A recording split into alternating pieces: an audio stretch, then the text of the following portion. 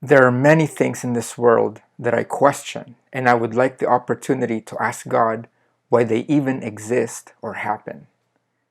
One of those things that I question is mosquitoes. I would like to ask God, why did you make mosquitoes? I know mosquitoes can be so annoying. Another thing I would bring to question is the emotion called anger. Why did God give us this emotion called anger? I ask this because, along with our previous lesson on patience, I have always struggled with anger myself. Many times I wish that God never gave me this emotion at all, because it seems that anger only brings about negative things in my life. Lesson 3 of our Overcoming Daily Challenges series is something that many people struggle with today. I know I need this lesson for myself, and I hope that you will benefit from this also, because anger is an emotion that we all feel at times, and we need to know how to properly deal with it.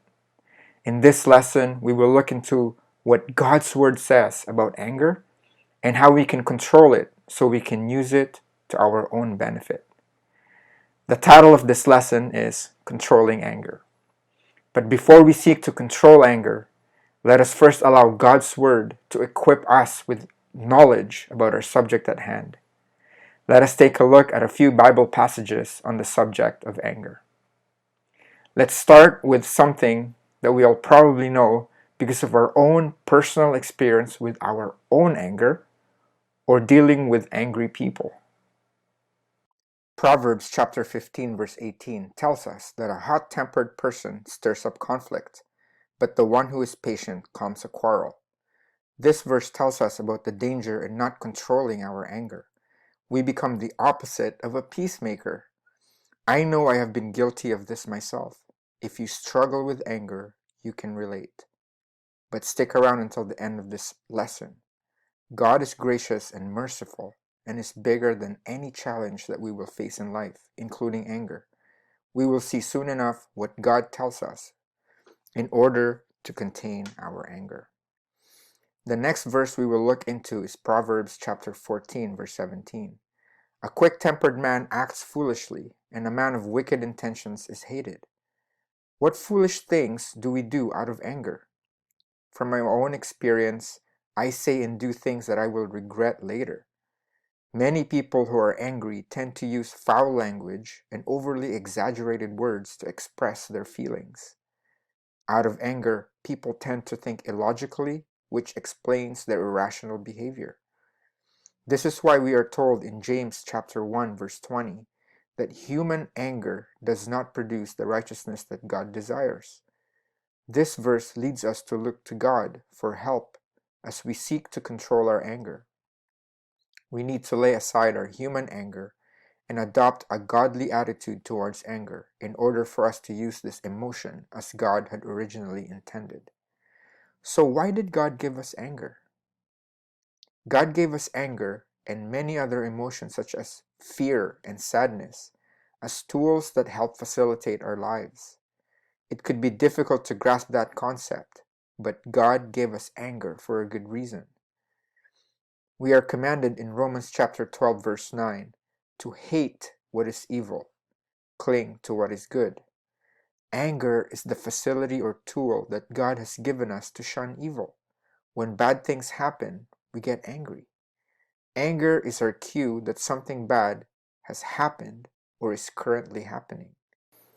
From these verses that we have seen so far, we can conclude that anger is an essential tool that God has given us to identify and despise evil.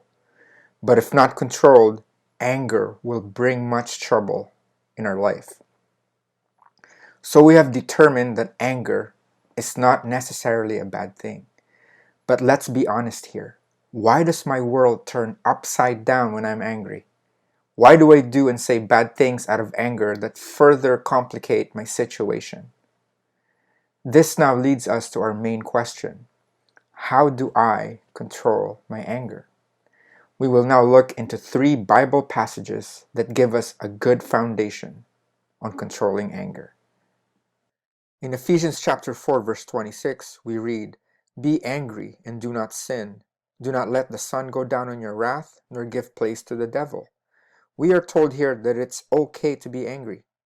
We are able to recognize evil because we feel anger towards it. When someone lies to us or betrays our trust, we feel angry.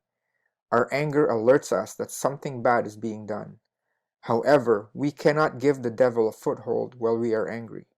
We need to guard our hearts from sinning when we are angry.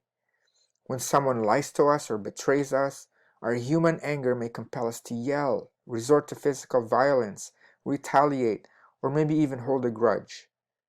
But this is not how God intended for us to use the emotion of anger. Remember, we need to demonstrate the type of anger that does not lead us to sin. This is the type of anger that God Himself demonstrates. God's anger is always righteous indignation towards evil. We are told in Romans chapter 1 verse 18 that the wrath of God is being revealed from heaven against all the godlessness and wickedness of people who suppress the truth by their wickedness. God's anger is not selfish anger that wants to get even because His ego was bruised, or the kind that wants to prove that He is right and all the others are wrong. We should have the same kind of anger that God demonstrates. Finally, James writes, "My dear brothers and sisters, take note of this. Everyone should be quick to listen, slow to speak, and slow to become angry, because human anger does not produce the righteousness that God desires." God gave us 2 ears and only 1 mouth for a very good reason.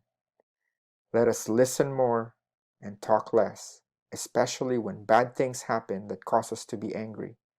Let us first seek to understand before seeking to be understood. So how do we control anger? First, we need to have a godly perspective on anger. That God gave us this emotion in order for us to recognize evil so that we can stay away from it. The next time we are angry, we must respond by first identifying the evil deed that causes us to be angry. After identifying what it is that angers us, we resolve to hate it and to not engage in it ourselves. We can then address the evil deed out of love and not complicate the situation by reacting irrationally due to anger. When we do this, we use anger as the helpful tool that God originally intended for it to be, and therefore we use it to our very own benefit.